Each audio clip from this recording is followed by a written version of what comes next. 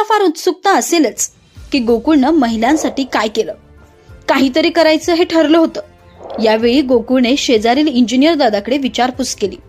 तेव्हा त्यांनी सांगितलं यासाठी IT वाले इंजिनियर लागतील. त्यांना देण्यासाठी पैसेही नव्हते. मग अशा वेळी आईशिवाय कोण पैसे देणार. आईने कसलाही विचार न करता तिच्या जवळचे 200 रुपये काढून दिले. पण या पैशात काय होणार. अशा वेळी मागे हटल तो ध्येय वेळा कसला. एकीकडे महिला सुरक्षेच्या प्रोजेक्टसाठी काम करायचे हाही निर्धार पक्का होता. असा विचार करता गोकुळच्या मनात भन्नाट कल्पना सुचली आणि गोकुळने स्वतःच पैसे कमवण्याचे ठरवले आणि छोटे मोठे काम करून गोकुळ पैसे कमवायला लागला.